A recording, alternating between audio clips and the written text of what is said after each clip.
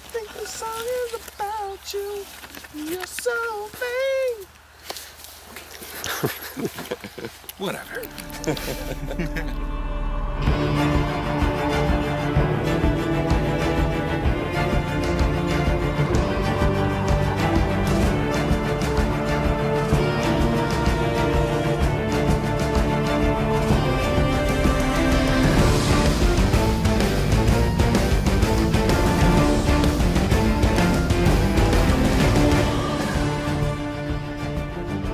We are at the Edgecote Moor, or I guess it's called Danes Moor, by a bridge, which we actually have in the game. I think this is actually the bridge and the river we have in the game.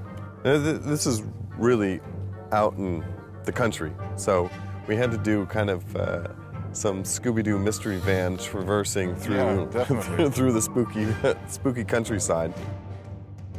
Our odyssey through England is coming to an end. While we have visited several historical places to help us get our game War of the Roses as accurate as possible, it's time for a real challenge.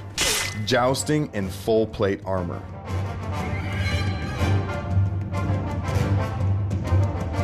To start with, we're going to be looking down the line at our opponent, and when you're both ready, you're going to salute up in the air. So just go for the salute.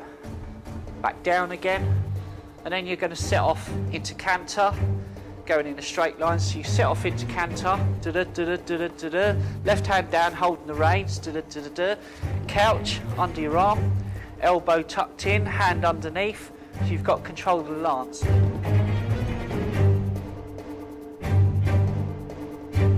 Yeah, we're at Tournament Stud in Northamptonshire, and this is where a lot of our horses are trained, and we practice. We've got some cabbages for you to chop, and we've got what's called the tilt rail, which separated the two horses in the joust. And yes, you're on some of our good horses who are well trained for this, so you're in capable hands. Although horses, you know, things can go wrong, so you never know. And off we go.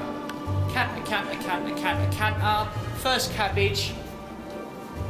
Tournament probably first started as just training for battle. And then obviously people thought, hey, this is quite good fun. We can turn this into a game, we can formalise it. And as it went through time, it became more and more formalised. And then you had the situation where tournaments were a little bit like having a kind of a party, in that you would invite your wealthy friends.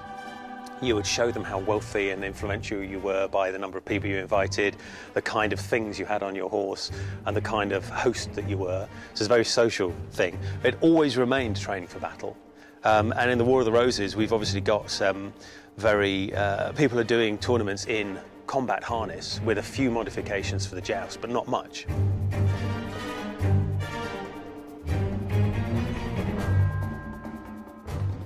Follow the point of the sword, in.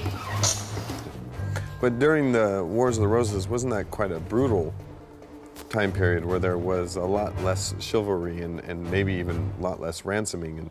And from what we've read, a lot of lords, you know, they lost their life. If they got captured, it was, this is the end of the road. We're putting your head on a spike. Yeah, well, because it's a civil war, yeah, then kind of rules get changed. Yeah. You know, the rules of chivalry are an ideal to aspire to, but I would imagine that when it comes down to it, they kind of get forgotten quite a lot of the time. And I imagine lots of letters were written and people were reminded of being chivalrous, but if somebody's dead, they're dead. But yes, you're right. I mean, Towton was just a massive massacre. If you run away, your army's done, because then it becomes thousands of individuals. If you stay cohesive, you've got a chance. But the stress of standing in a line, seeing all these well-trained, heavily armed, screaming, shouting people on big horses coming towards you, you have to be well-trained to stand that. You really do. So it must have been an awe-inspiring sight, absolutely awe-inspiring sight. Possibly the last one many people saw. How do you react to this? Yeah, I'm not sure. This is so awesome. One of the cool things, we didn't even plan this. The War of the Roses. Yeah. It's deep-rooted in the British and the English culture. I hope you've enjoyed watching our trip to England as much as we did making it. We look forward to seeing you on the battlefields of War of the Roses coming October 2012. That's one dead French fighting cabbage.